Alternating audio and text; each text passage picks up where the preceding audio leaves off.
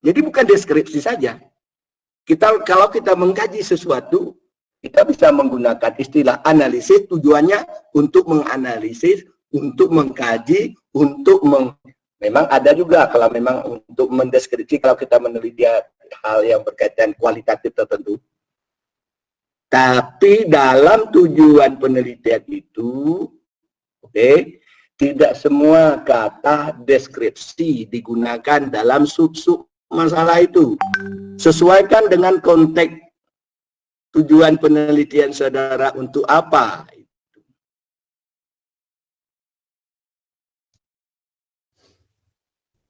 Oke. Deskripsi ini masih dibenarkan, Pak ya? Ya, kita lihat jenis penelitiannya yang bagaimana. Kalau memang mendeskripsikan, tapi saya kira tidak banyak. Sebab kita ini tetap menganalisis, bukannya menggambarkan saja. Berarti pada tujuan nanti kita menulis menganalisis ya Pak? Katakanlah. Bisa, kita sesuaikan untuk menganalisis apa. Baik Pak. Bisa, untuk mengkaji apa. Untuk mengimplementasi apa, teori metode pembelajaran ini. Jadi tergantung. Jadi maksud saya tidak hanya menukar itu saja di tujuan penelitian. Kita lihatlah konteks permasalahan yang dirumuskan itu. Ya. Pak, bertanya Pak. Silakan. Jadi kalau kita di ranah penilaian misalnya Pak, bagaimana? Kalau dalam ranah penilaian berarti tujuan menggunakan data mendeskripsikan ataupun deskripsian itu berarti tingkat rendah ya Pak? Ya kita di sana kan kalau ranah-ranah itu kita menganalisis deh, kan? Mengkaji kan, bukan hanya sekedar mendeskripsikan kan. Kalau orang menganalisis, mengkaji, tetap dia mendeskripsi. Tapi betul. Kalau orang mendeskripsi, belum tentu dia menganalisis kan. Tingkatnya lebih rendah berarti deskripsi Pak ya? Iya, itu implementasi lebih tinggi ya Pak ya? Iya, analisis lebih tinggi. Kita sesuai juga, pendapat belum tuh ada juga. Bisa kita terap dalam penelitian juga. Tujuan itu. Oke? Ya Pak. Ini S2 ya. Nanti saudara, kalau dengan pembimbing, mengapa ini saudara bisa memberikan alasan seperti saya. Jangan, oh iya Pak gini, iya Pak gini. Itu. Ingat ya, saudara itu nanti kalau ujian tesis, saudara hebat itu bukan nilainya kalau di mata saya. Tetapi saudara hebat itu bahwa setelah Anda ujian, Anda tidak banyak memperbaiki tesis saudara. Plang, itu nomor wahid bagi saya, bukan nilai ya. Berarti kalau orang ujian itu dia mempertahankan. Seperti itu saya katakan. Jadi alasan saudara buat ini ada dasarnya, ada. Jangan, oh ini perbaiki, iya Pak, ini salah, iya Pak. Pertahankan. Kalau salah pun saudara pertahankan, itu orang hebat dalam ujian. Ujian skripsi tesis itu mempertahankan. Kayak berdebat ya Pak ya? Iya. Beda kalau seminar. Seminar ya memberi masukan. Kalau dikatakan salah, saudara dalam seminar, ya gimana Pak? Menurut Bapak gimana? Mahasiswa ya bagaimana? Itu seminar, itu membantu penyempurnaan. Kalau ujian, kita mempertahankan. Jadi itu beda prinsipnya ujian. Maka kalau saudara buat tesis, apapun yang saudara tulis, saudara siap mempertahankan. Salah pun bagaimana mempertahankan. Paling ujung-ujungnya kalau bimbingan saya beritahu. Kalau ada salah tuh, masih juga nggak mau memperbaiki menurut itu. Nanti Pak saya konsultasi dengan pembimbing saya. Itu kata kuncinya. Tidak menyerah. Oh iya Pak, nanti memperbaiki. Lebih saudara setelah ujian tuh memperbaiki. Itu udah hebat di mata saya tuh. Kalau saudara hebat, saudara habis ujian tidak memperbaiki. Excellent. Maka yang kita buat itu Kalau udah terpojok, memang udah agak salah, nanti Pak, saya konsultasi pembimbing saya, oke. Nanti konsultasi pembimbing, udah betul, tidak perlu diperbaiki. Kenapa tidak diperbaiki, saudara minta tangan? Kata pembimbing saya, udah betul, tidak perlu diperbaiki. Ya. Nah, gitu. Orang S2 nih. Ya benar, Kurnia Sari. Agak ekstensi bahasanya tuh kritisinya agak lebih mendalam lah sedikit. Yap. Nah. Oke. Baik, Pak. Ini 12 orang aja yang bergabung nih. Nanti diberikan tugas, nanti bingung deh nanti ngerjakannya. Nah, ya. Nanti tugas, saya beritahu lagi, tugas itu ya beberapa minggu sudah berapa bulan dibuat itu, kita masuk itu dipresentasikan dulu satu-satu. Jadi kita kan bisa setelah ini 3 kali masih ada pertemuan. Jadi kalau 12 orang, jadi satu pertemuan itu mungkin ada 4 orang tampil. Mengapakan proposalnya itu, nanti kalau memang ada salah bisa diperbaiki baru diserahkan saya. Jadi masih ada penyaringnya tuh. Tapi ingat ya, apa yang saya jelaskan itu, jadi bukan saudara mengikuti buku pedoman atau tulisan-tulisan orang, saya menilai itu. Maka saya jelaskan ini, supaya saudara paham mengapa dia seperti ini, begini. Kalau saudara tidak jelas, tanya. Oke, Bayu? Ini kan. Iya, Bapak. Oh, dan kantor bahasa ini harus ini nih. Ya. Bapak. Insya Allah bisa, Pak. Satu, Bapak pesankan lagi. Ini Bapak nilai nih, jadi skor. Biasanya orang bahasa tuh malas dia. Ya. Tujuan penelitian ya, langsung gitu. Tujuan penelitian ini ini ya, itu orang malas.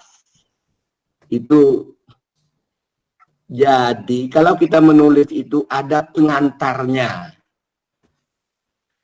Jadi tidak langsung. Kalau kita olahraga itu kan ada pemanasannya.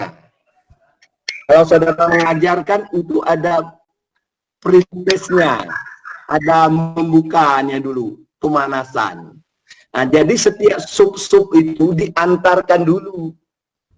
Umpamanya tujuan penelitian. Tujuan melupakan arah yang akan dianukan oleh peneliti agar tidak terjadi tumpang tindih. Kita antarkan, baru tujuan penelitian ini. Jadi ada antarannya. Jangan langsung tujuan penelitian ini. Itu orang malas. Ada prolog. Ada kalimat buka gitu ya, Pak ya? Itu orang MIPA aja banyak saya lihat pakai pengantar ke orang bahasa Indonesia. Kok seperti tidak ada kosakata sih. Ya kan? Terus setelah diantarkan itu ditutup. Jadi tujuan penelitian ada kata untuk masuk ke ruang lingkup ada. Itulah kalau ini ilmu apa ya? Ilmu pembimbing saya di Kuala Lumpur itu. Jadi dia mengatakan skripsi itu, tesis itu Pak Adi, dia bilang ibarat tubuh manusia. Jadi tangan, kaki itu ada hubungan semua mata. Jadi tidak terlepas. Jadi sebelum kita menjelaskan latar belakang untuk masuk ke masalah, paragraf terakhir itu diantar dulu supaya masuk masalah, enak masuknya. Jadi udah masalah ini. Terus masuk masalah tuh cerita masalah. Nanti udah selesai masalah diantar untuk masuk karena penelitian ini akan tidaknya ini kalau tidak ada tujuan penelitian. Baru masuk tujuan penelitian. Tujuan penelitian diantar lagi. Terus nanti tujuan ini supaya lebih bermanfaat ini oleh pembaca maka masuk manfaat atau baru nanti udah diantar manfaat terus tutup. Ada paragraf penutup lagi supaya tidak terlalu luas penelitian ini harus dibatasi maka muncul ruang lingkup gitu. Jadi antar sub itu ada antaran, ada pengait masuknya. Proposal nampak itu saya nilai itu skornya tuh. Dicatat tuh Nopi Maharani. Ya, itu sering tuh. Saya lihat malas orang bahasa Indonesia nih.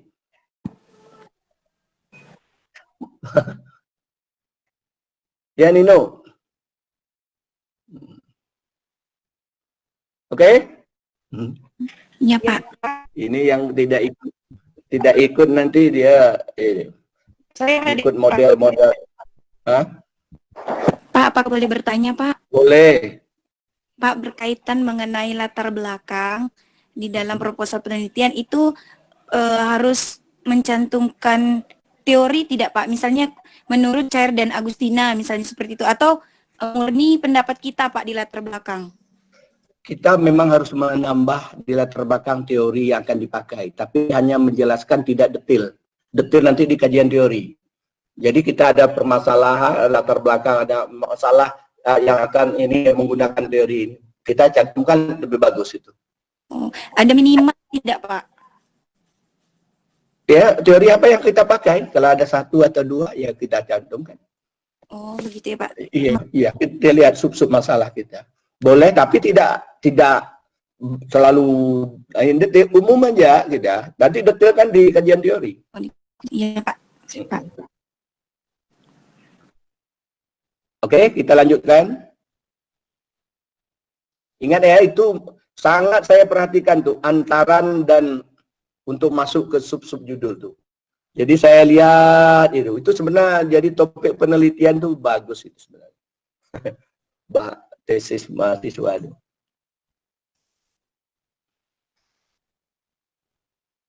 Terus yang berikutnya apa?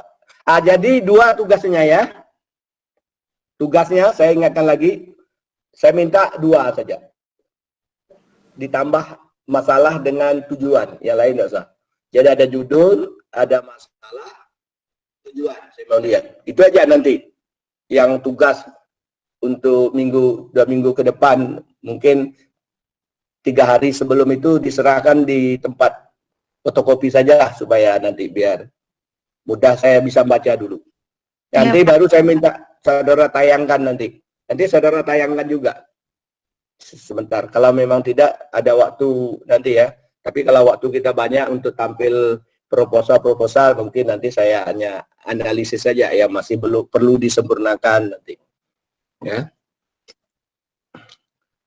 Oke, kita lanjutkan dengan tadi apa tujuan. Dan sudah itu apa tadi? Manfaat ya. Manfaat penelitian ya. Nah, jadi manfaat ini saudara lihat ya, jadi masa-masa Binar Kurniasari buat skripsi itu manfaat tuh dia buat dibagi 2 aja. Seperti orang buat surat dinas ya. Ada teoritis, ada ini. Begitu sama aja seluruh skripsi mahasiswa. Ya. Coba saudara lihat kembali itu. Lihat. Iya, Pak. Tidak tahu tak dia ngikut kan tidak tahu lah.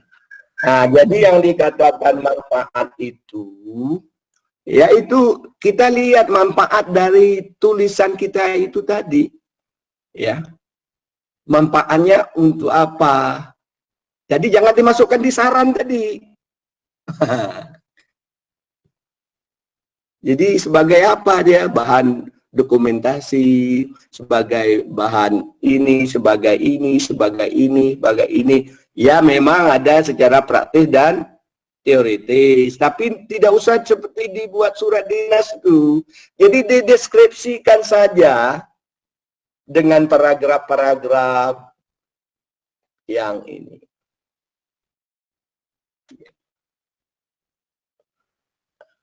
Jadi itu. Jadi saudara ungkapkan saja apa manfaat-manfaat dari apa itu. Ini singkat saja saya jelaskan. Terus yang berikutnya, kena waktunya kan. Yang berikutnya mengenai ruang lingkup ya. Nah, ruang lingkup saudara perlu betul-betul. Karena ruang lingkup tuh banyak. Kadang-kadang masalahnya ditulis di ruang lingkup tuh. Rumusan masalahnya 1 sampai 5. Jadi ruang lingkup penelitian itu artinya keterbatasan kita ya. Sebagai peneliti, untuk meneliti keterbatasan kita, Maka dalam penelitian itu ada beberapa hal yang perlu kita masukkan di dalam ruang lingkup itu. Pertama, berkaitan keterbatasan kita dengan lokasi penelitian. Oke? Jadi kalau kita meneliti di Kabupaten Sambas, kan banyak kecamatannya. Jadi saudara batasi kecamatan apa, desa apa. Tapi dibuat logika alasannya itu mengambil di situ. Nah, kalau kita meneliti di sekolah di SMA 1 ya, kan banyak kelasnya berapa, ada kelas 1 ada 12 kelas. Kelas 2 ada sekian kelas, kelas 3. Kan tidak semua. Kita hanya meneliti mungkin ambil kelas IPA 3 kelas saja. Atau ngambil IPS 2 kelas. Itu kan nanti kalau penelitian kuantitatif, nah kita kan pakai sampel penelitian. Nah, jadi itulah tidak semua kelas kita ambil, tetapi dibatasi lokasinya. Paham enggak itu? Itu namanya keterbatasan lokasi, itulah yang dimasukkan di dalam ruang lingkup.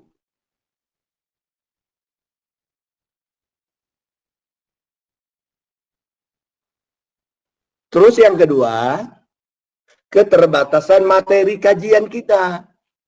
Materi kan luas. Sekarang kita mengkaji, kita batasi. Kan umpamanya ejaan ya materinya. Kan ada 5 subbabnya.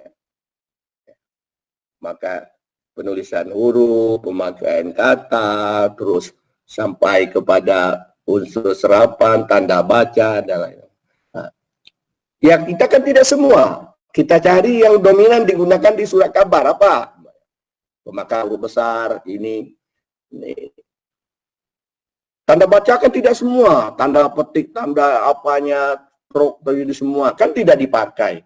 Jadi saya batasi, saya meneliti ini dasarnya apa? Karena dominan digunakan dalam menulis surat kabar dengan alasan-alasan itulah. Begitu juga kalau kita di penelitian sastra, ya kita batasi kan luas. Adat istiadat kita meneliti kan luas, tapi kita ambil adat mengenai apa. Nah, itu namanya batasan materi. Itulah berada di ruang lingkup.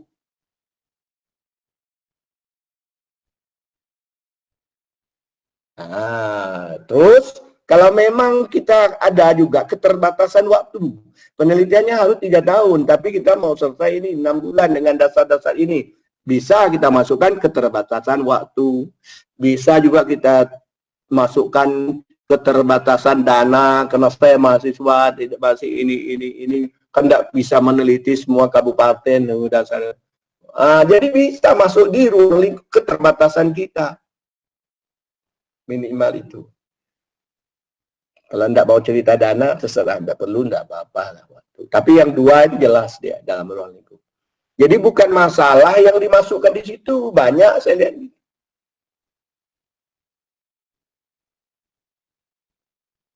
Nah, perlu saya ingatkan juga, ini banyak yang keliru nih kadang-kadang. Jadi bedanya penelitian kuantitatif dan kualitatif itu, jadi kalau kuantitatif itu dia pakai populasi sampel, tapi kualitatif dia menggunakan data, sumber data. Tapi memang ada juga yang gabungan kualitatif, ada, itu bergantungan objek penelitian kita. Ya. Oke, jelas ruang lingkup. Kita masuk kepada apa lagi? Apa? Ira, Bu Ira, apa lagi setelah ruang lingkup? Penjelasan istilah, Pak. Penjelasan istilah. Belum tuh. Jadi ada yang dibentuk kajian lalu, ya. Kajian lalu. Ya, kajian kalau istilah di sini itu kajian yang relevan ya. Penelitian terdahulu. Ya, penelitian terdahulu itu kan saudara menggunakan ada ya bisa inilah. Ya, Pak. Nah, jadi penelitian terdahulu itu biasanya DS1 itu dimasukkan di latar belakang sehingga mengganggu ya. Sebab latar belakang itu kita letakkan sesuatu yang betul-betul melogika, meyakinkan orang. Jadi penelitian itu bisa dilaksanakan atau tidak itu di latar belakanglah logikanya. Ya. Jadi ada penelitian yang baik tapi logika di latar belakangnya tidak bagus, ditolak. Tapi ada juga penelitian yang biasa-biasa topiknya, tapi pandainya dia mengungkapkan di latar belakang. Jadi pemeriksa itu banyak lihat di latar belakang, logika katanya. Bisa dia terima kalau di dalam hibah. Jadi di latar belakang itulah. Nah, maka saya di dalam penelitian skripsi tesis itu, kajian-kajian lalu itu tidak perlu dimasukkan di latar belakang. Dibuat sub tersendiri. Ya. Di kalau S1 itu di sebelum penjelasan istilah. Kalau saya dulu di S3 itu di kajian teori yang awal-awalnya itu kajian pustaka namanya, baru kajian teori, baru itu. Nah, tapi kalau kita biasanya sebelum penjelasan istilah. Oke. Jadi dalam kajian lalu atau kajian terdahulu atau kajian yang relevan tuh minimal ada beberapa hal yang harus saudara masukkan. Ada 7 atau 8. Biasanya kalau saudara buat skripsi itu kan masuk judul, yang menulis, simpulannya. Ya. Jadi dalam kajian lalu itu saudara harus masuk pertama, judulnya apa? Dicatat ya. Iya, Pak. Judulnya apa? Siapa yang menulisnya? Jadi menulis itu stratanya apa? S1, S2, S3. Jadi kalau saudara buat tesis tidak boleh mengambil yang S1. Minimal sama. Boleh yang S3. Ya. Itu ada aturannya, ada ininya. Jadi strata yang menulis itu. Tesis ya minimal. Terus tadi sudah judulnya apa permasalahannya. Sudah. Tujuan penelitiannya apa? Terus kajian teorinya apa? Dia pakai teori apa? Terus bagaimana cara kerjanya, metodologinya. Untuk saudara lihat. Terus apa kesimpulannya? Terakhir yang paling penting, apa keunggulan dan kelemahan tulisan itu? Oke, ada berapa? 7 ya? 8, Pak. 8 ya? Nah, jadi kajian lalu, karena kita menggunakan subbab sendiri itu yang saudara, jadi minimal ada 3 kajian lalu yang saudara ambil cari. Baik dari segi apa materinya, apa judulnya, apa. Nah, jadi itu. Jadi mengapa kita perlu? Itu sebenarnya keperluannya kajian yang lalu itu supaya saudara menulis ya tesis itu tidak sama dengan yang ditulis orang. Sebenarnya kajian lalu ini paling repot kerjanya, agak lama. Saya dulu sampai 3 bulan di Kuala Lumpur untuk mengkaji disertasi yang orang-orang aja tuh. Orang melihat dari sini, dari sini, tidak boleh sama. Tidak boleh sama. Tapi sekarang banyak mahasiswa, orang buat ini dia ngikut juga. Dia ngambil topik itu, dari Sambah dia pindah ke Ketapang. Nah, itu ciplakan, tidak bisa gitu tuh. Ya Los Antika. Tidak boleh, itu pindah tempat saja. Yang paling utama itu sub-sub masalah itu tidak sama. Kalau sama, tetap teorinya akan sama.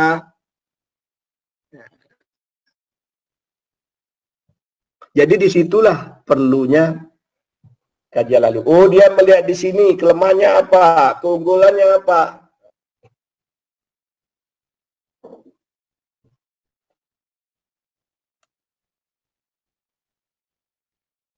Oke, Rianto.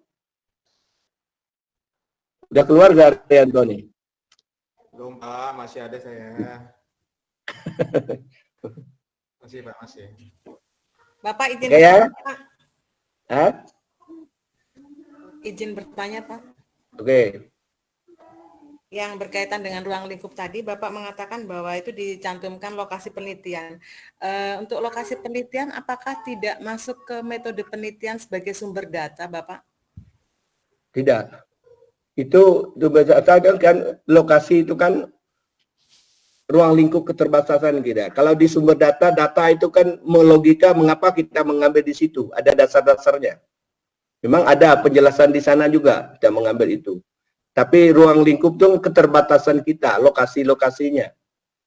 Kita jelaskan mengapa kita ngambil SMA 1 itu 1, 2, 3, kita ngambil satu kelas IPA, satu kelas bahasa, satu kelas IPS.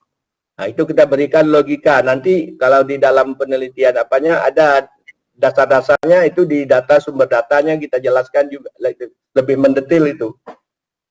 Hanya kalau di ruang lingkup itu kita menjelaskan lokasi-lokasi keterbatasan kita. Kita tidak bisa semua. Itu. Baik, baik. Ya? Terima kasih, Pak. Ya. Terus saya lanjutkan yang terakhir untuk bab 1. Jadi penjelasan istilah, ada orang menyebut penjelasan konsep, macam-macam ya.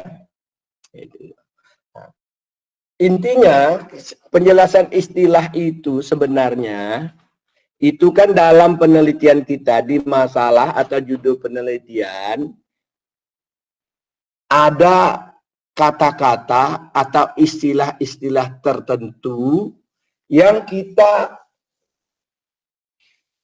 agak berpikir nanti antara pembaca dengan penulis itu miskomunikasi. Nah, maka perlu dibuat penjelasan istilah. Penjelasan istilah itu artinya model yang saudara gunakan nanti dalam penelitian saudara dari awal sampai akhir. Nah, jadi penjelasan istilah ini supaya saudara tahu, ya, itu hanya supaya tidak terjadi penafsiran berbeda antara penulis dengan pembacanya. Tapi saya lihat mahasiswa menulis istilah yang biasa-biasa, ada ini ditulis yang sudah biasa, itu tidak mungkin terjadi persepsi pembedaan temuan. Itu ditulis itu, dilihat judul, kemudian ditulis sub, dan itu digabungkan lagi. Kita bukan menarasikan. Itu kan konsep-konsep istilah supaya persepsi kita dengan pembaca sama. Saya contohkan, oke? Umpamanya kata belajar. Oke? Saya contoh istilah kata belajar. Kalau belajar itu menurut Wahyu, membaca buku di ruang perpustakaan di kantor bahasa, itu menurut Wahyu belajar. Oke? Belajar. Menurut Nopi, dia mendengar televisi atau radio yang memutar seperti UT itu, dengar, melihat, itu menurut Nopi belajar. Oke? Kan beda kan? Semua belajar. Kata belajar itu konsepnya. Tapi menurut Ira, dia jadi guru nih. Kalau belajar menurut saya, nah, dalam tulisan saya ini, belajar itu adalah ada kurikulumnya, ada guru, ada siswa, ya, jamnya diatur, tempatnya disediakan, maka terjadilah proses belajar. Disitulah menurut Ira belajar. Beda tidak itu? Nah, maksudnya seperti itu. Itulah kita membuat supaya nanti kalau Ira membuat penelitiannya mengenai pembelajaran, belajar dia dari awal sampai akhir, dia berkonsep belajar seperti itu. Tapi bisa juga Wahyu. Kalau menurut saya, dia penelitian mungkin kajian pusaka. Belajar menurut saya, ini. Tidak salah. Itu konsepnya. Maka penelitian merujuk pada itu namanya penjelasan istilah.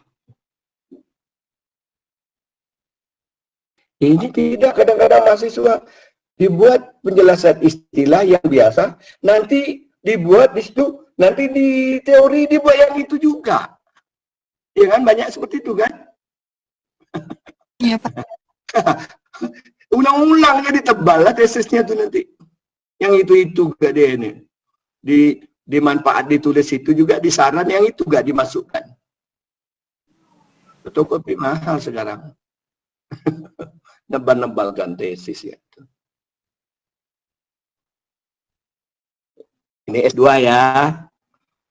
Maka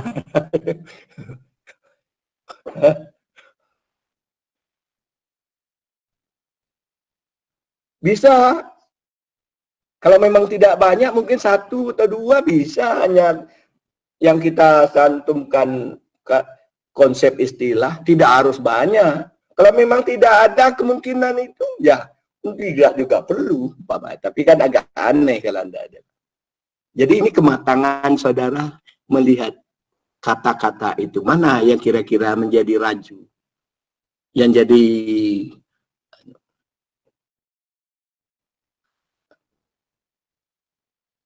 ya Nino,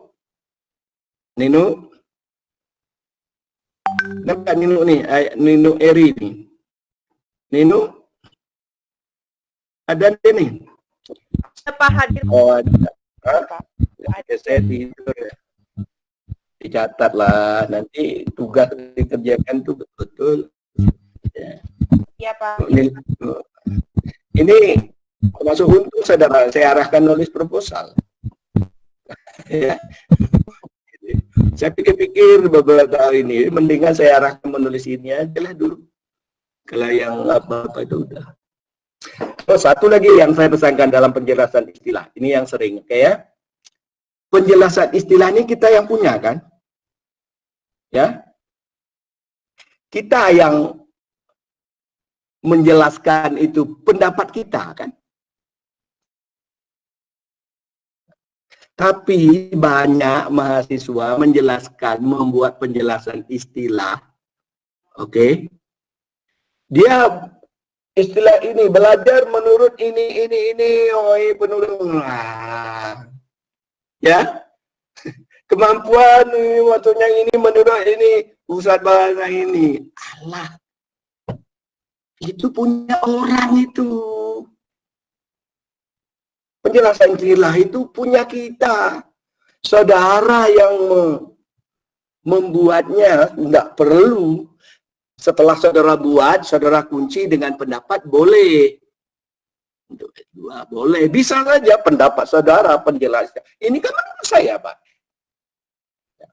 Kalau penelitian saudara bagus, ini kan penelitian saya. Ini istilah saya. Kalau saya katakan gula itu tidak manis, ya menurut saya. Kata orang manis, tapi itu kan punya kita nih kan. Jadi kalau penelitian saudara bagus, saudara jadi bisa hak paten gitu. Jangan saudara belajar menurut ini itu punya dia, ini TC punya saudara. Istilah saudara lah yang diinikan. Sudah saudara ungkapkan, boleh pendapat-pendapat saudara, saudara kunci dengan pendapat ahli boleh. Tapi banyak ini pendapat ahli yang ini sesuai kamus bahasa Indonesia katanya. Punya kamus bukan punya kita tesis itu. Itu istilah dia itu. Jadi istilah yang kita buat, tapi kita kalau ujian kita bisa mempertanggungjawabkan itu. Saya melihat orang bertanggung jawab, dia hebat tuh tandanya. Itulah yang bermanfaat dengan orang tulisan kita itu ada ilmu baru. Jadi jangan yang punya orang, kecuali kalau kajian teori, itu landasan kita dalam ininya beda. Jadi sesuai dengan sub-subnya.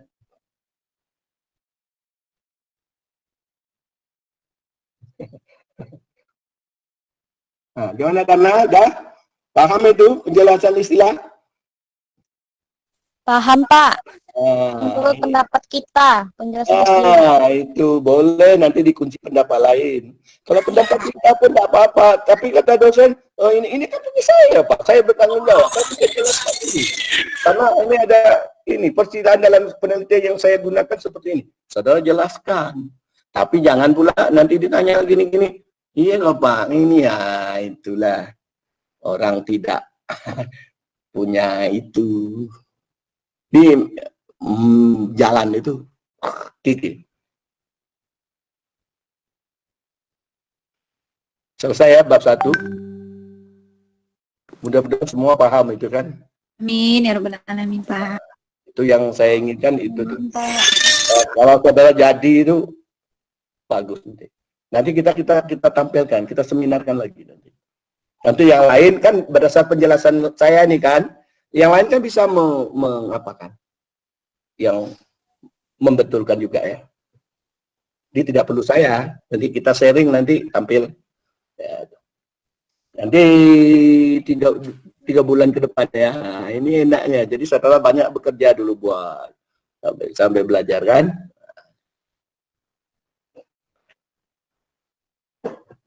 Bisa cepat selesai saudara itu nanti. Makanya harus dicari. Oke, kita lanjutkan dengan bab kajian teori. Sedikit saja saya jelaskan teori. Teori itu kita bisa menjelaskan model deduktif dan induktif. Jelas nggak? Bisa kita jelaskan itu. Yang jelas teori, apa guna teori dalam kita menulis karya ilmiah?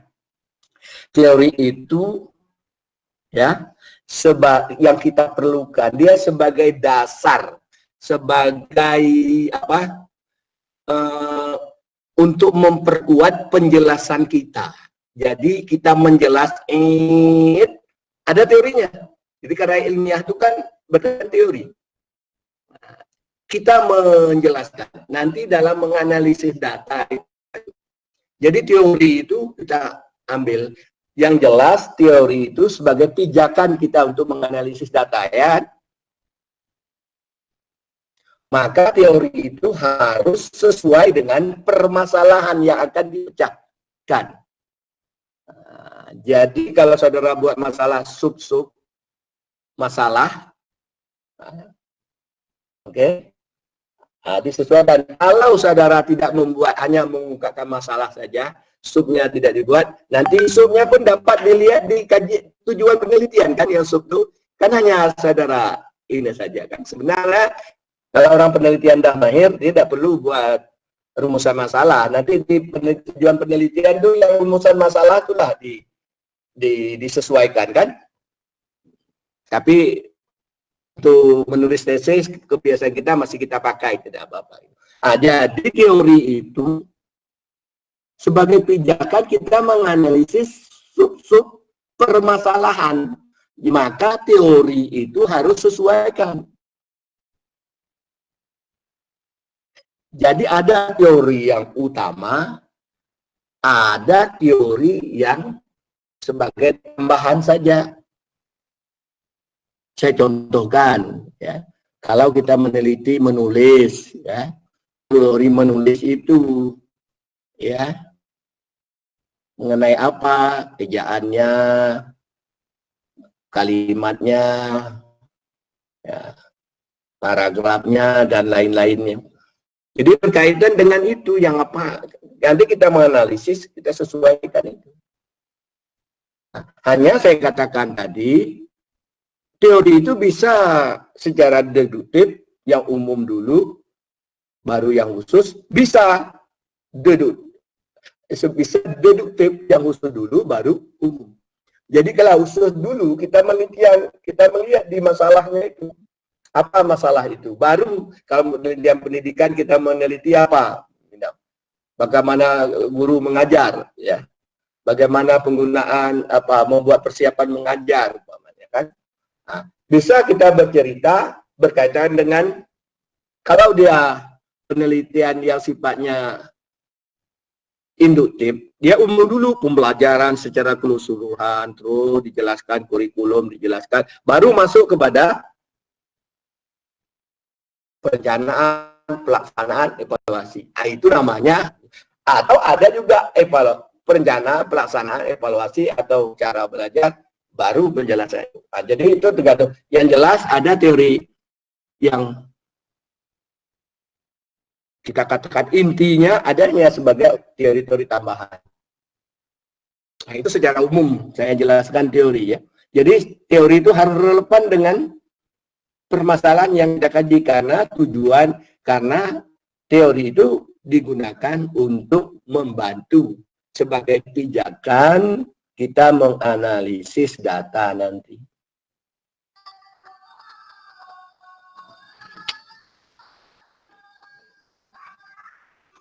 Oke, selesai teori. Terus kita lanjutkan. Nanti ada pertanyaan kita. Metodologi. Ya, secara apa saja. Jadi metodologi itu cara kerja secara keseluruhan. Ya, nanti disesuaikan penelitian BK, penelitian bahasa, penelitian sastra, disesuaikan. Saya menjelaskan yang umum saja. Dalam metodologi penelitian itu ada yang dikatakan metode penelitian. Nah, jadi ada penelitian macam-macam metodenya. Ada metode orang peneliti akan menggunakan model. Metode itu kan cara kita bekerja. Jadi kalau saudara dilihat dalam teori penelitian sastra itu, di metode penelitian sastra oleh Atarsemi itu, pernah baca enggak bukunya itu? Yang dari Sumatera Barat tuh. Itu kan macam-macam metode, macam-macam pendekatan. Begitu juga kalau kita penelitian di sekolah. Jadi tidak semua metode itu digunakan deskriptif, disesuaikan dengan objek penelitian. Metode itu cara kerja. Tidak semua, tapi hampir semua saya lihat mahasiswa membuat metode penelitian deskriptif semuanya. Allah, seperti buat surat dinas, sesuaikanlah dengan penelitian saudara itu nanti. Oke, hanya apa ya, kalau dalam metodologi ini beda dengan kajian teori, ya. Kalau kajian teori kita masukkan. Tapi kalau dalam metodologi secara keseluruhannya, kita menjelaskan dulu, baru dikunci dengan teori. Jadi implementasinya baru dikunci dengan teori. Oke? Jadi kalau saudara menggunakan tadi metode deskriptif, mengapa saudara menggunakan metode deskriptif? Bagaimana cara menggunakannya? Bagaimana contoh implementasi? Baru dikunci dengan pendapat teori. Jadi pendapat kita dulu, kita jelaskan cara kerja kita, baru kita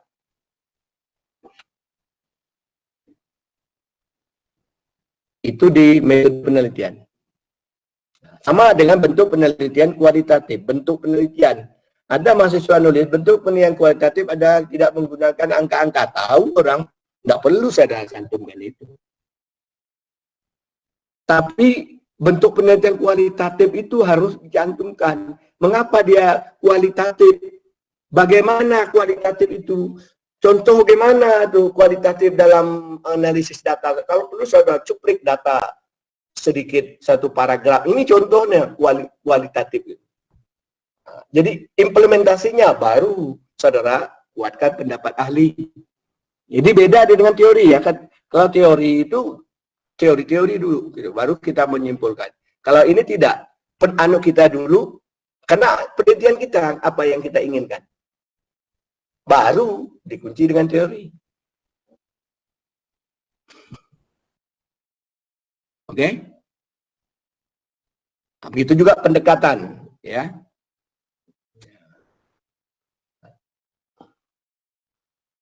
Oke. Saya singkat saja. Nah, sekarang yang sering terjadi kesalahan di teknik pengumpulan data. Itu banyak yang keliru. Di buku pedoman pun tidak bisa diikuti. Jadi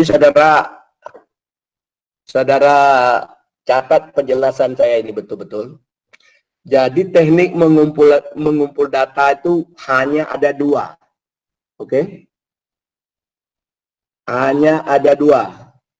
Apa dua itu, Istiana? Yuk. Dua, tunggu itu. Ini kan udah nulis skrip ini. Nah, yuk. Ada dua. Oke. Ramuan, siapa bisa jawab? Ini katanya ada nulis skripsi ini, aduh. S2 ini nih. Mencatat ya, Pak. Hah? Tuh, gimana nih? Bayu, Arianto, orang lapangan nih. Apa nih? Tekniknya biasa dibuat apa? Aduh. Kan ada. Teknik dokumentasi, Pak, dan semua. Itu, aduh. Berarti dikeliru banyak di sini nih. Oke? Tidak ada dampaknya ya? Oke. Atau bisa dijelaskan, Nopi? Nah, apa? Ada dua itu? Tuh, Pak. Oke, ya. Perlu dicatat ya. Jadi, Kualitatif dan kuantitatif bukan, Pak? itu bentuk penelitian. Oke, saya jelaskan supaya waktunya ini. Nanti saudara implementasi dalam proposal ya ini. Catat betul-betul. Ada dua. Ada teknik langsung dan tidak langsung. Oke?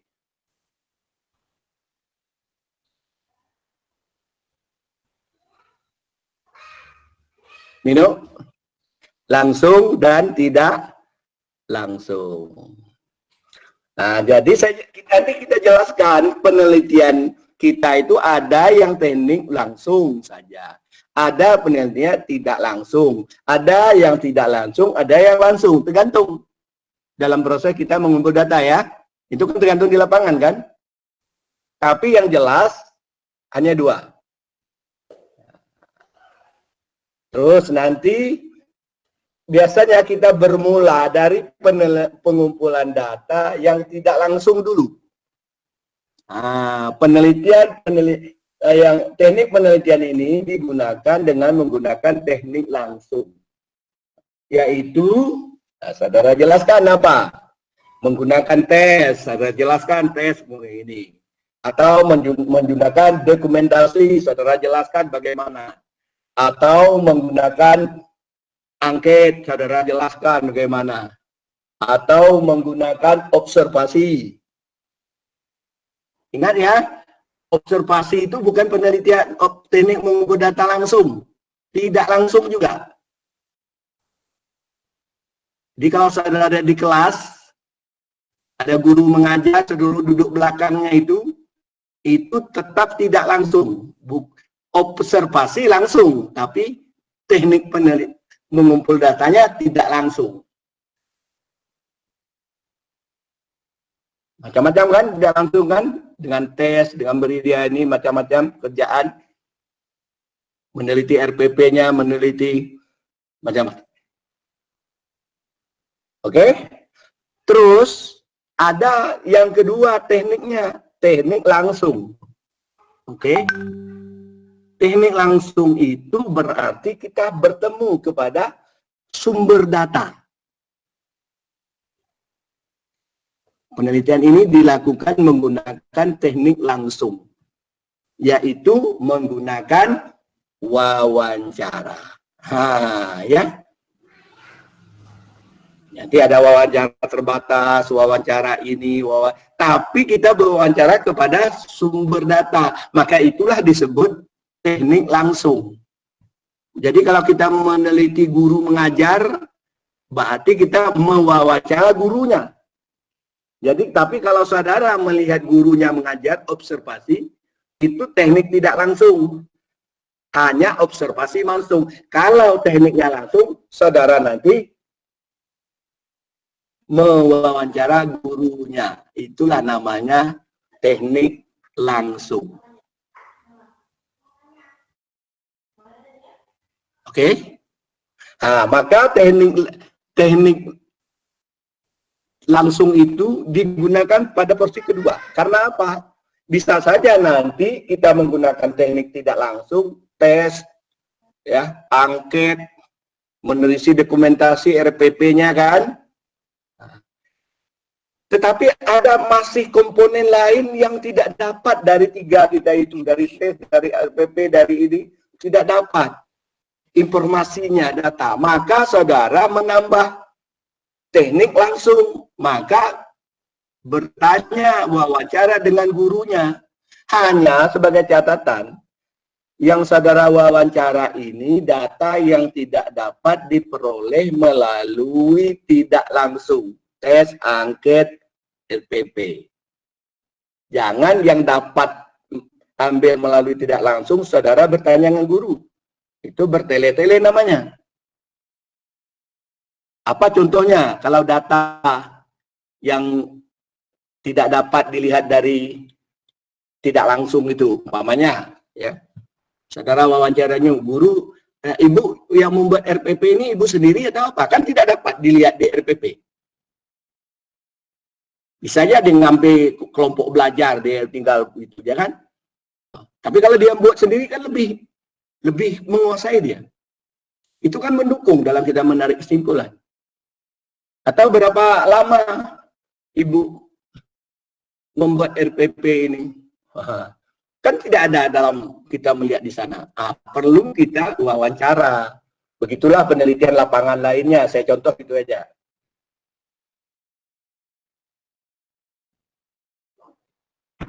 Oke Wahyu, ini orang lapangan nih. Bu Wahyu. Nah, kalau model seperti Bu Ira yang melakukan penelitian itu Pak, nanti kan beliau kan melakukan katakanlah PTK ya Pak ya. Itu berarti beliau sendiri yang sebagai bagaimana dengan teknik yang langsungnya Pak. Sementara beliau kan pelakunya gitu loh Pak. Itu kan nanti kita bisa melihat kan nanti teknik-teknik yang kita kumpulkan. Kalau kita sendiri melakukan kan kita lebih luasa mengungkapkan apa-apa yang harus. Tapi kan biasanya kita tampil untuk penelitian PTK kan ada observer yang lain yang mengamati kan. Kalau kita kan kadang-kadang tidak tahu apa yang kita salah kan. Jadi sebagai pendingnya itu, jadi kalau kita meneliti bentuk PPK model itu tuh memang wawancara kepada sumber datanya tidak bisa kita, tetapi kita minta bantu teman sejawatnya untuk membackup itu. Tapi kalau kita meneliti, guru mengajar, kita sudah peneliti, ya kita itu sumber datanya. Jadi kita lihat juga gitu. Ya. Maka kalau PTK itu ada tim dia, ada yang mengamati, ada yang minta tolong ini guru ini, jadi ada tim itu kan. Ya. Itu agak beda dia. Iya Pak, iya Pak. Oke. Mungkin ada yang lain? Ini sering keliru nih. Dan coba saudara lihat tuh tesis-tesis skripsi itu. Banyak yang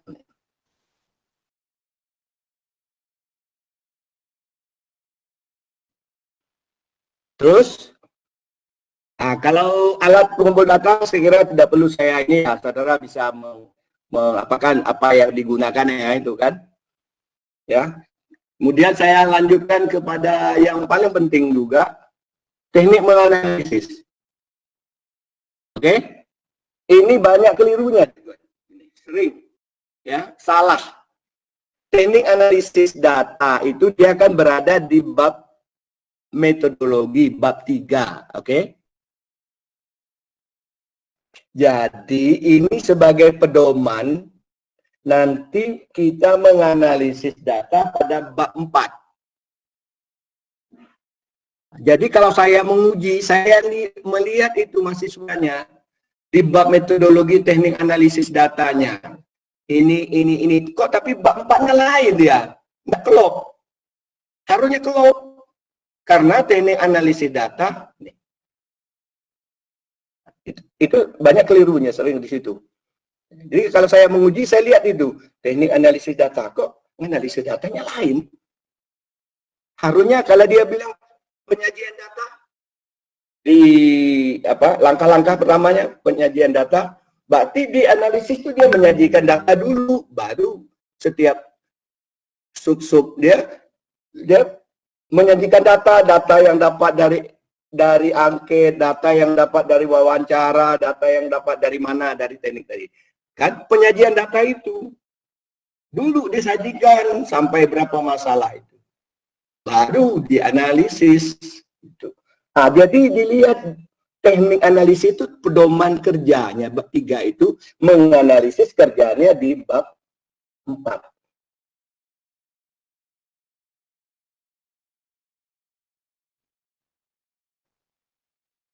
Kemudian yang perlu juga saya tambahkan, jangan lupa nih, saudara akan membuat ini supaya masuk. Kemudian ya, kita menggunakan teknik apa?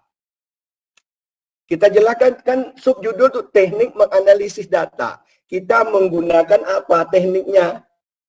Persentase. Gini jumlah yang digunakan per jumlah kesalahan kali 100%. Ini langkah kerja gini kan gitu. Tekniknya kan nanti kan di bab 4 gitu kan. Sudah disajikan data. Kalau kita menggunakan statistik uji T, nah, di situ dianukan. Nah, jadi di teknik analisis data itu, nah, baru dibuat udah tekniknya ini dijelaskan langkahnya ini, 1 menyajikan data, 2 menganalisis data ini menggunakan teori apa tadi. Jangan lepas itu teori di bab 2. Kadang-kadang di metodologi itu menjelaskan teknik menganalisis data, terlepas tidak ada penjelasan menganalisis data sesuai dengan teori apa yang digunakan tadi di kajian teori. Jadi di analisis data teorinya itu tidak menyentuh itu, harus dikaitkan, harus disebutkan menggunakan teori ini. Banyak yang terjadi kesalahan. Lalu dijelaskan langkahnya seperti ini, terakhir menarik kesimpulan. Ya kan? Ya Ira, biasanya gitu kan? Dalam teknik analisis data di metodologi terakhir menarik kesimpulan. Ya. Menarik kesimpulan. Ya Pak, menarik kesimpulan. Pada gitu. Itu keliru itu. Jadi menarik kesimpulan itu tidak bab 4, berada di bab 5 kan menarik kesimpulan. Kalau teknik analisis data ceritanya langkah-langkah teknik menganalisis data, belum menarik kesimpulan. Tapi udah dibuat mahasiswa itu, padahal menarik kesimpulan di bab 5. Tapi ada juga boleh kita menggunakan menarik kesimpulan di bab 4. Pernah dilakukan, tidak masalah, tapi setiap masalah sudah dianalisis, disimpulkan. Boleh. Masalah ini disimpulkan. Nah, boleh kita masukkan. Berarti kita menyimpulkan masalah pada bab 4. Setiap sub-subnya boleh. Tapi terjadi tidak? Tidak terjadi seperti itu.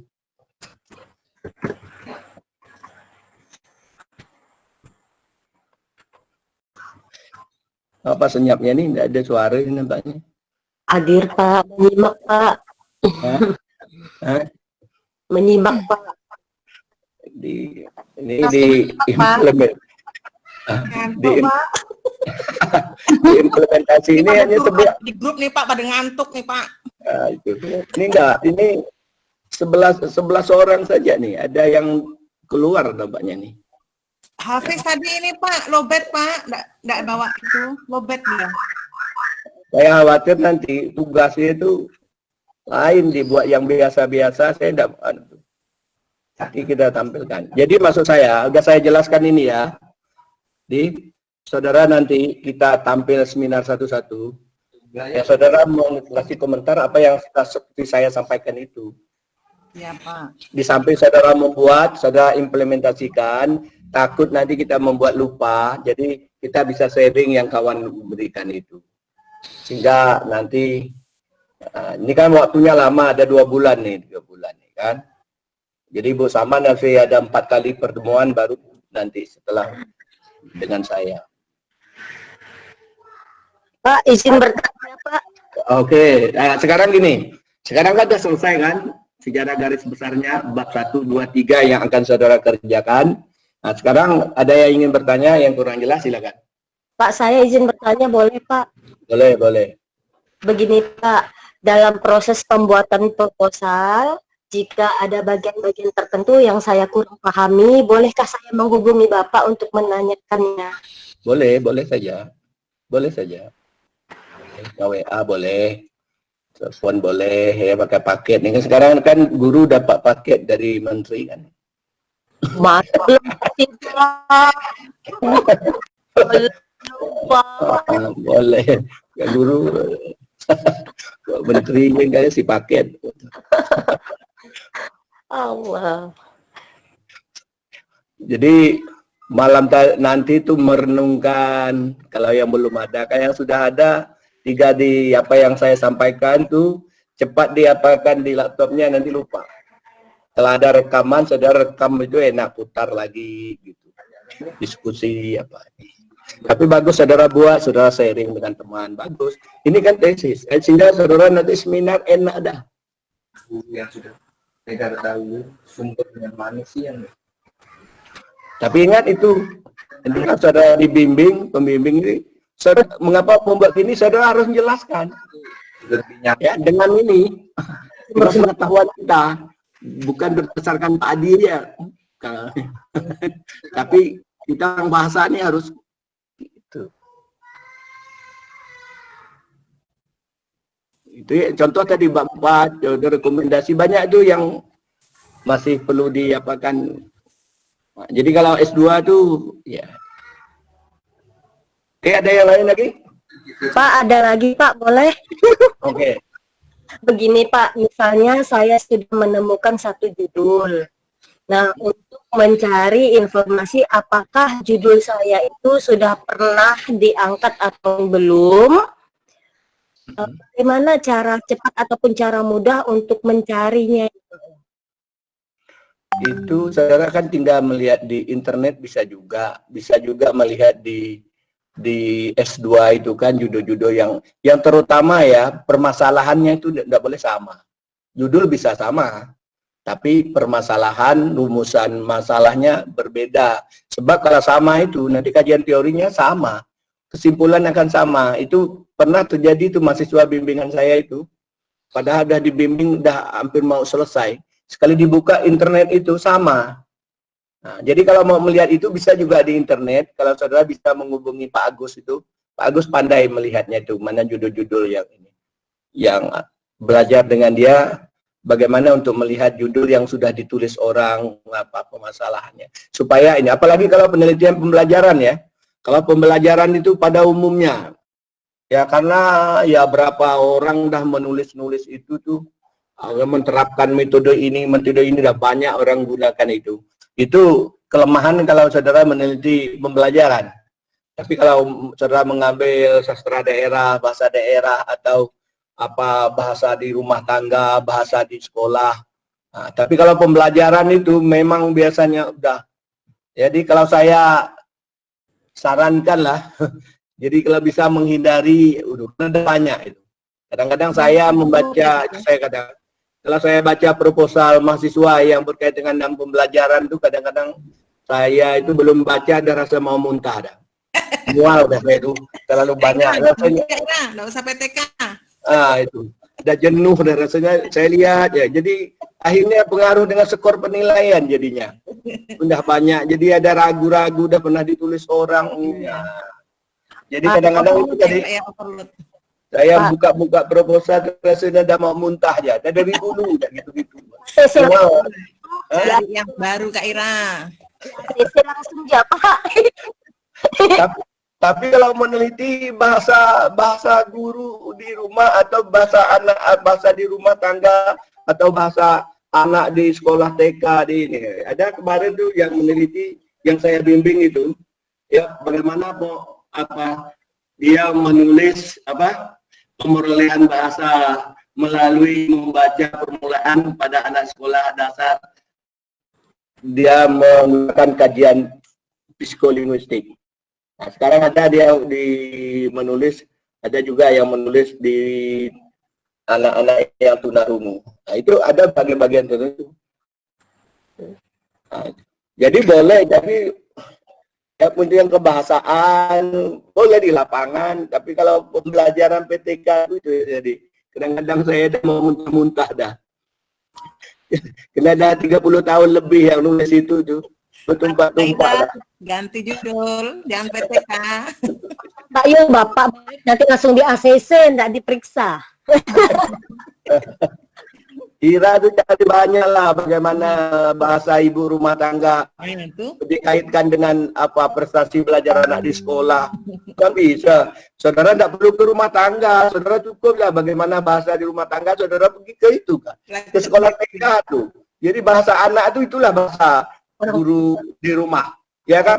Anak-anak kan masih polos ya. Apa yang kalau anak itu kasar, anak itu ini berkata kerama bahasanya. Berarti di rumah tangganya gitu deh. Kemudian bagaimana cara ini kan? Itu kan menarik kan? Tidak perlu ke rumah tangga, pergi ke TK aja lah. Ya, ambil sampel sekian orang, anak itu, di ini kan. Kita hubungkan lagi ya Pak ya.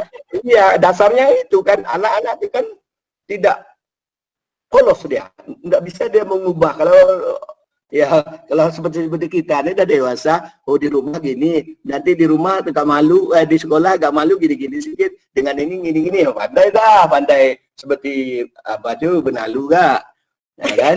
Tapi kalau anak-anak sekolah kan anak kecil kan di TK itu kan apa yang orang tuanya itu, dia patuh, dia etikanya, dia ini, nampak itu. Jadi dilihat itu, bagus, menarik itu. Jadi jangan PTK terus lah. Bapak nih tidak buru-buru, jadi lihat betul, direnungkan. Karena ini akan jadi tesis saudara. Itu aja. tapi kan sayang Pak kalau enggak PTK untuk ke pangkat nanti Pak. Oh, enggak masalah. Diubah. Enggak masalah pangkat. Nanti kan bisa dimodifikasi. Iya. Pak, kalau kita sudah berseluncur nih di dunia Google, kita udah cari, namun kita tidak menemukan judul itu. Apakah dapat disimpulkan bahwa judul yang kita miliki itu memang belum pernah dilakukan penelitiannya, Pak? Bisa juga, Ira, ya judul yang itu sama, tetapi dilihat masalahnya, saudara tinjauannya lain. Macam seperti tadi kan. Ya. Judulnya apa? Bagaimana dia bercerai? Kan satu meninjau suaminya, satu istrinya. Judulnya sama, cerai dalam perkawinan, umpamanya kan? Ya. Tapi kan aspeknya lain. Saya contohkan, kalau kita meneliti rumah, ya. Ya. Kalau nanti ada sudah meneliti atap, saudara tidak boleh lagi meneliti atap. Saudara boleh meneliti rumah itu, tapi lantainya. Pondasi. Pondasinya bisa. Atau pondasi lantainya sudah, saudara bisa meneliti nanti tembok, peralatan rumah tangganya, di rumah itu juga, atau meneliti penghuni rumahnya bisa. Jadi tidak aspek orang meneliti rumah kita ngambil rumah itu juga sama kan akhirnya. Maka masalahnya itu saya contohkan. Itulah perlu kajian lalu tadi. Supaya tidak terjadi pengulangan, itu duplikasi jadinya. Nah, itulah yang kalau sekarang itu dalam kegiatan ilmiah itu tidak boleh. Iya, Pak. Pak, satu lagi, Pak. Borong saya nanya nih, Pak.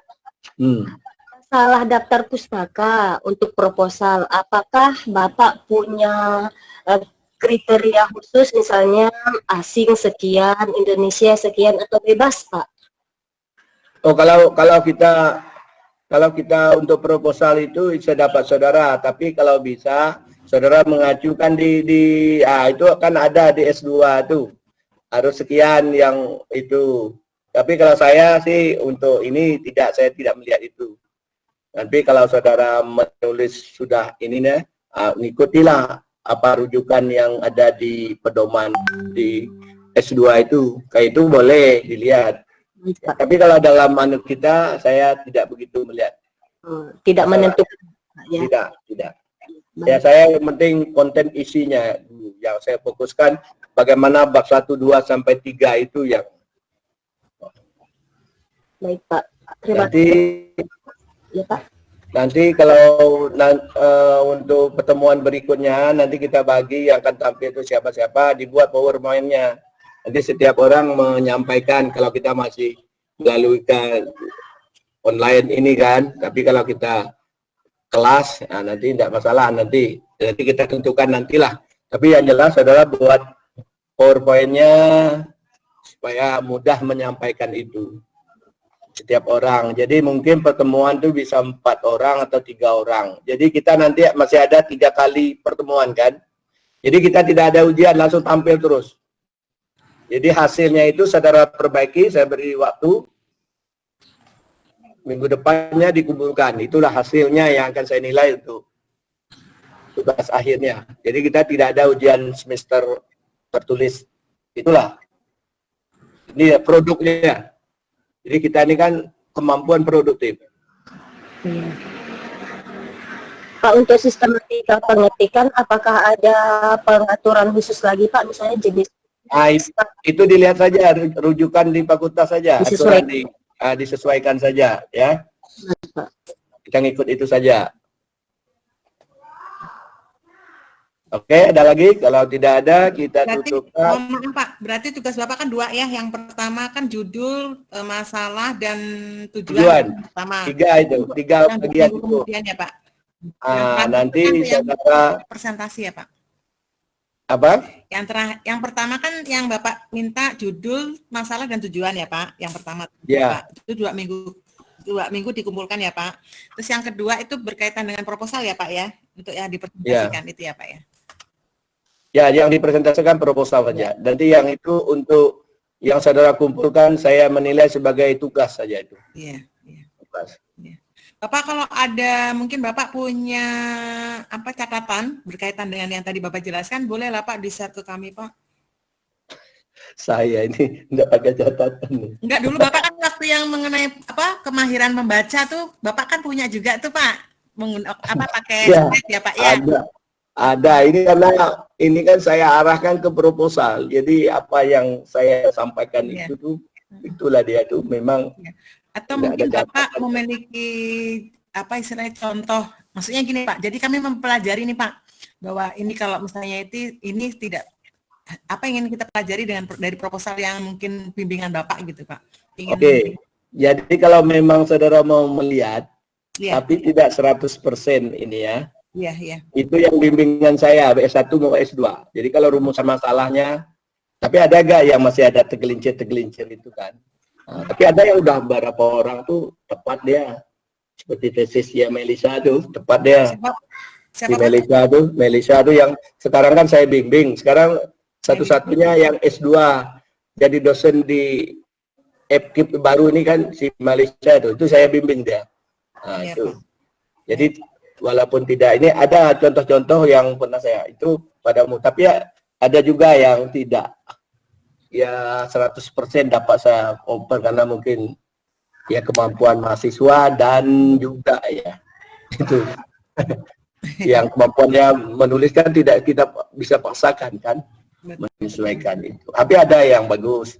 Nah, jadi intinya itulah seperti yang saya sampaikan itu. Iya Pak.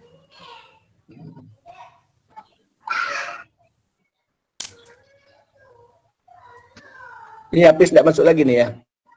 Habis tuh lowbat Pak, laptopnya dan pengecasnya ketinggalan di Sambas. Sementara HP-nya berusaha masuk menggunakan akun Untan, nggak bisa Pak. Jadi tertinggal lah. Soalnya memang nggak ada catatan saya itu. Ya, Jadi Pak. kalau enggak, bisa saudara nanti bisa di WA, bisa telepon kalau ada masalah. Bisa. Baik Pak. Ada waktu-waktu tertentu lah. Janganlah waktu saya tidur.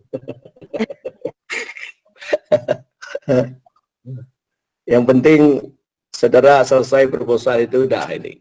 Mister 4 dalam seminar ya. Amin. Nanti tinggal koordinasi dengan pembimbing-pembimbingnya lain. Nah, tapi itu tadi logika penjelasannya seperti itu. Kalau saudara tidak bisa jawab, ada juga dosen-dosen yang masih model-model yang lama itu. Tapi kalau seperti ada beberapa dosen udah banyak seperti Pak Kris itu udah mudah-mudahan kalau masalah ada ngikut ya. Ada Bu Agus, Bu ini. Tapi ada juga yang masih ya menurut itu. Jadi itu kan hak mereka kan. Tapi kalau saya menguji tetap saya ke sana. Saya kejar itu.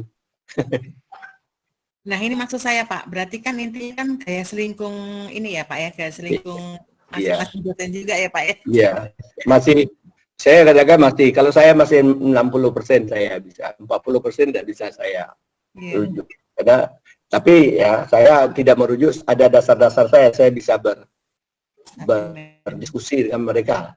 Jadi maka kalau saya pembimbing, saya penguji, saya tetap apa yang saya sampaikan ini tetap saya ungkapkan.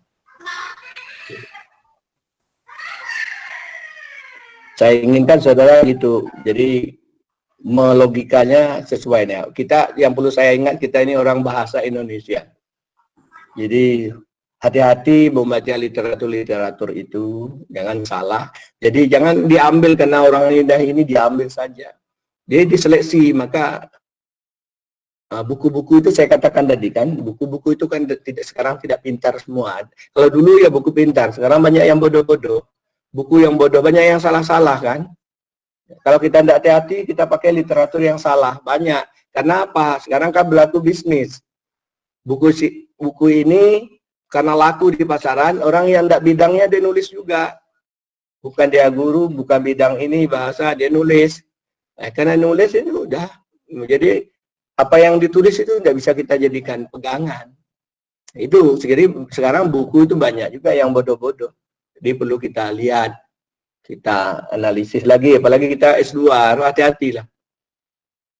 Contoh saya tadi buku pedoman itu kan dilihat betul-betul. Oke.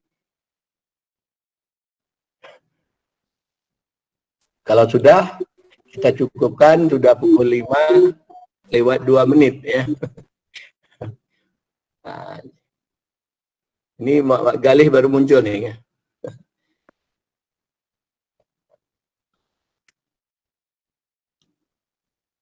Jadi malam ini mulai merenungkan. Di samping banyak pekerjaan, tugas-tugas yang diberikan dengan pekerjaan rutin kita di kantor masing-masing.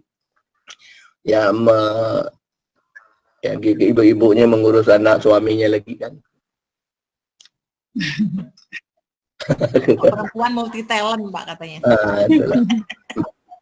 Multi talent. Perempuan banyak tugas Pak. Ya. Oke ya, jadi kalau tidak ada kita cukupkan. Jadi untuk pertemuan berikutnya tolong dikoordinasikan dengan Bu Sicia Saman karena kemarin sudah saya berikan. Jadi Ibu fokus untuk membicarakan pendalaman berbicara dan bagaimana pembelajaran dikaitkan dengan teori pembelajaran di sekolah. Nah, ya, jadi nanti tinggal hubungi Bu Sicia Saman. Jadi beliau masuk 4 kali, nanti setelah 4 kali baru kita masuk lagi. Berarti kan ini saya masuk duluan 1 kali, nanti saya setelah meet Bu Saman masuk sekali baru saya. Jadi kan ada 4 kali kan? Iya Pak. Jadi saya kira untuk pertemuan kita hari ini saya cukupkan. Ya, mudah-mudahan apa yang saya sampaikan dapat saudara pahami sehingga dapat diimplementasi dalam penulisan proposal untuk tesis saudara. Ya, saya kira itu saja yang dapat saya sampaikan. Mungkin kalau ada hal yang kurang saya mohon maaf. Ya, itulah yang ada. Ya, sekali lagi saya terima kasih atas perhatian saudara. Saya akhiri. Wabillahi taufiq wa hidayah. Assalamualaikum warahmatullahi wabarakatuh. Waalaikumsalam. Waalaikumsalam. Terima kasih Bapak. Sehat selalu. Oke. Terima kasih banyak.